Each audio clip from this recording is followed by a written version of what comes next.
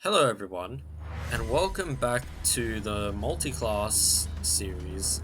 And this is round 2 of the series around Fuji, and this week's car, I got the really crap Audi R18. Now, for anyone who's new to this series, basically every week you're given a new Group 1 car, which includes all the LMP1 cars from 2011 and 16 plus the hypercar. Last week I was in the Porsche. This week I'm in the R18 2011 edition, which absolutely stinks. And in this race, my main two goals, because I'm in this car, is to somewhat finish on the podium. Ideally, obviously you want to win, but it's so unrealistic in this car. Because the two fastest cars around this track is the Toyota, the hypercar, and the Nissan GTR. For one main reason, they are really quick. And they're both, well, one of them's in first and the other one's in third. Now this thing, going down the main straight of Fuji, can't even hit 300.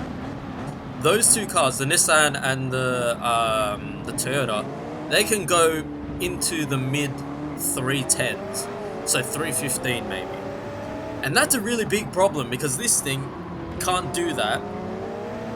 Plus, there's no rear grip in this car. You have to underdrive this R18 really hard if you want it to not kick out, basically.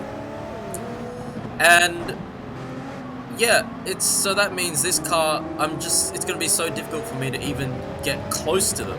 As look, the Toyota makes a mistake, but it's instantly just gonna get the time back, and it's probably gonna pass the other Toyota in front of me, the TS020. That the Jeffrey, I think it's Jeffrey in it. Yeah, as we're looking as it goes for the move into turn 1 and bang. So because of that, the only viable strategy that I can think of in this car to use to maybe somewhat win is to fuel save. As we're just gonna skip to lap 4 because this race had rain. It's gonna have 2 sets of rain, one right now and one at the end. So, me thinking about this, rain is actually a good thing for me in this first section or first half of the race, because that will somewhat nullify the front 2 ahead, as we're gonna put inters on and chuck on the inters and put fuel in. So this should somewhat nullify the effect of those two cars. But you're going to see, I'm going to highlight it in the stint, of how much time they're going to gain over the main straight. And it's not really a straight, but the flat out bit coming towards the bottom. Does it actually have a corner? You know what? I should know this. It is Dunlop corner, isn't it? I think. The one at the bottom, yeah, Dunlop corner, yeah. Should have just trusted my instinct. It is Dunlop corner. From here, all the way down to Dunlop corner, they gain about 4/10, and on the straight, they gain a second. And yeah, it's just so difficult to try and keep up with them. As we go down towards Dunlop corner, Jeffrey's going to make a mistake here and go really deep into the corner. That'll give me an opportunity to go in. I also kind of go in deep as well. I nearly hit him. But we keep it clean, go around the outside. And now I'm the best of the 2011 cars in P3, as it should skip forward at some point. No, it won't. Oh, there we go. Lap 7, you'll see, so 6 seconds to the car ahead, and I'm gaining out of the corner. 3.7, and the delta instantly goes up. And by the time the braking zone, it's 6 seconds, so they've gained 3 seconds on me from that one tiny little bit of flat out bit, which is stupid. And my only chance to somewhat gain time around this track is through the final bit of Fuji, and that's kinda it.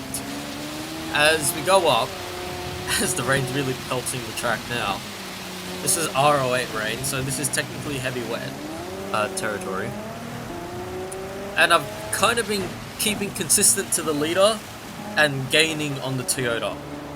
But we go on this straight, we're 5 seconds starting at the straight, and you'll see how much time we lose coming down to the end to the Toyota. Why am I stumbling? Ugh. Just woken up and I think I just can't do this or can't commentate as well. Anyways, coming into the braking zone, that Toyota has gained 1.2 seconds. It's insane. But we're gonna skip to the dry section, or the drying section of the race.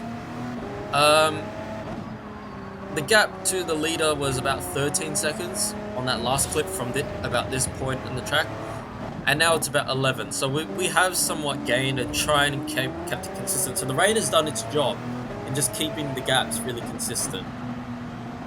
However, now this is the important part of the race, because this is when everyone's going to start putting in for their slick tires. As the first car comes in the Nissan 48, so I haven't really done a good job at fuel saving, to be honest, the more I really think about it. But I think everyone was fuel saving because it's the rain, you can't really go too quick. Skip another lap, in comes the Toyota, and now this is an important thing. Do I box now or do I box a lap later? I'm going for another lap, because my goal is to try and get somewhat near the 30-minute mark, so I just have to put fuel in and don't have to put fuel in ever again. As now it's decision time. Do I box or not box? In my mind, I really wanted to box. However, I felt like I was just going to lose way too much time on being on inters. So I'm just going to come in and fill the tank up. Realistically, I don't have to put any more fuel in the car. If I play my cards right, no more fuel has to go in the car. Because like I said earlier, it will rain at the end and people will put in fuel, but I don't have to. That's the strategy I'm going for. But as we come out of the pit lane, I make a mistake and put my right tires onto the curb, which makes me go wide, and yeah, I lose a couple seconds. As the gap to the Toyota now is about 12, let's just say 12 for just to round out. But as it comes to the end of the lap, it's about 10 and a half. So I have somewhat gained the time back, but that mistake coming out of the pit lane, it's going to cost me. It's going to come back to bite me, and it's just how it is in these races. These small mistakes, they will come and bite you at the end of the stint. And I think I kept this clip in just to show how much time they fly away. Oh boy. I think I'm just going to keep reiterating it, because that's just the stark difference between the cars. As we skip to lap 25. The gap, I've been somewhat gaining on them because I've kind of been fighting a little bit throughout the stint, so that's a good thing, and I've been trying to keep it consistent. Looking on the right at my lap times, not very consistent at all, to be honest. But is this going to skip again, or is that, yeah, it is. Lap 31, the sky is darkening, and you look in the bottom right corner, rain is on the way. So this is our box lap, and you can see I've clawed back some time as well. Now, the weather report in the pre-lobby said it's going to be R08 and then R06, meaning it's going to be raining the entire time, basically. That's what the game's telling me. So now I'm thinking, what tire am I going to go on? Before, for the previous rain stint, I went on Inter, because you want that buffer at the end. You don't want your tires to wear out. However, in this case, this is the end of the race. I don't need Inter tires, because the weather tells me it's going to be raining the entire time. So I'm going to chuck on wet, and you can see the fuel that everyone's on. I've got pretty much more than double of that, so I don't need to put any fuel in. And this is where I'm still a bit on the fence with my decision on this. I'm going to put fuel in the car. I'm going to put about a lap. So we've got 6.1 laps, the game's telling me here. And I'm going to put in about a lap, just over a lap's worth. Now remember that. But because of our fuel strategy, we come out ahead by 2.7 seconds. Now the gap to Izzy was about 3, just over 3, close to 4. So we've gained 6 seconds just because of the fuel. This is what I wanted. And now it's a sprint to the end. However, I'm on wets and Izzy is on inters. In my mind, I'm on the better strategy because again, the game told me it will rain to the end, non-stop. So, as the rain meter or the moisture meter, whatever you want to call it, starts to go up, at this point in time, the inters are 100% the stronger tire. We're nowhere near the top third, so that inter tire is going to really be advantageous to Izzy. Plus, that car is just busted in a straight line. So, I kind of figured it out that if I want to be safe from attack, I need to be around just over a second coming out of the final corner, and then I'll be probably just safe. Isn't that like a wild thing to think about? Just over 1 second, and that just makes you about safe. Crazy. As I go down past the final corner, we're about 1.2. So now it's time to basically test my theory, and we're in the thick of it in the rain. We're in the green, and it's going to get close to wet conditions now. So funny enough, this is probably the last corner where the inter will probably be better than the wet. As it goes for a move, I block on the inside and it goes straight around the outside. But he outbrakes himself, and the wet tire now is the best tire to be on. As is 1.3, and you're going to see that gap is slowly going to start rising. And now I'm thinking, alright, I have the advantage, but the problem is that that car is still way quicker than mine. So every straight, now I'm thinking I've got to be about 1.5 seconds buffer if I want to be safe from that thing. From passing me on the straight. As the gap is really starting to climb now. And you sit, I don't know if I actually did it there, or do I even show it. But through 100R and the corner, before Dunlop corner, I'm starting to take the wet driving line, so I'm really going wide off the dry racing line. But as I go to lap 35, this stunned me. The rain just stopped. So from here, there's going to be 2 laps. So this race is going to go to lap 37, and the gap is still about 3 seconds. And this completely, I'm just going to be blunt here and say it pissed me off that the rain just completely went away when the game specifically told me it was going to be R06 until the end. So now you can already see the track, the different colorings in the road. It's drying out and it's already in inter territory. So now Izzy has the advantage over me, and that's really bad because now not only is he going to be quick around the parts where I'm usually pretty quick, so pretty much that final sector of Fuji, but he's also going to be faster in the straight. As the track is now starting to rapidly dry, and we're 100% out of the wet territory, wet tire territory. And I'm seeing traffic ahead. Remember, it's a multi-class series, so there's GT3 cars in the fray. And I'm praying that I get past this section here, so I'm just going to go completely wide and try and overtake him around the outside.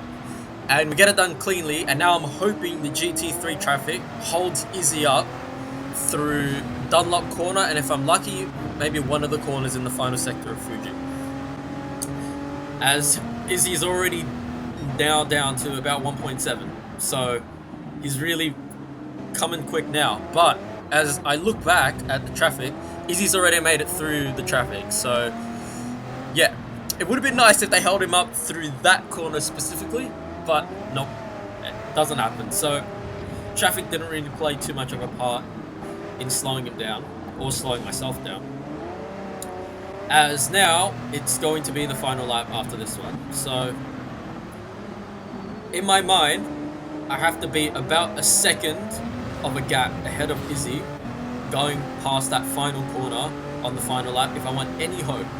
However, I started 2 seconds from the final corner, but that's going to come down to less than 1 second because it's just how it works, right? So I'm starting to really get that realistically I'm probably not going to win this race because that thing just has the grip and it's got the speed. As we go past turn 1, it's already gained 3/10 on me. And if you look to the bottom right corner, I've got an extra lap worth of fuel in the tank. And this is where I said at the pit stop, was me putting fuel in the car a mistake. And this is where I say, yes it was. Because if I didn't put that fuel in, I'd probably be an extra second ahead of Izzy, 100%. Or maybe 2 seconds. I'd probably say 2. But as you can see, Izzy's pretty much right behind me. And I got to defend going into Dunlop corner. I just make the defense, but if I can't somehow stretch a miracle of 1 second, it's going to be a loss. There's no way around it. As we go on the right-hander, Izzy's just right behind me, so I'm really praying on a mistake on his part, as these wets just don't want to turn. They don't want to grip. As we go through the final corner, yeah, it's a wrap. I know it's going to be the end. 2/10 behind. I try and break the toe, but there's no use, as he just flies past me on the final straight. And alas, the strategy did not work.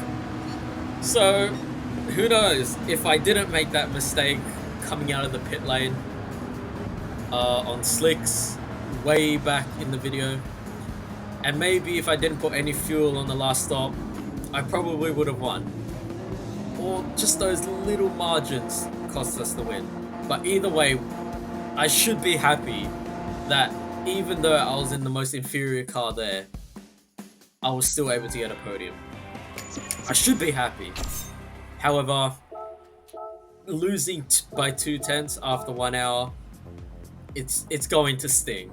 It will always sting. And here are the standings. We're in 4th in the just single drivers championship, alongside with Nick, which is another driver which, just like me, is going only Group 1.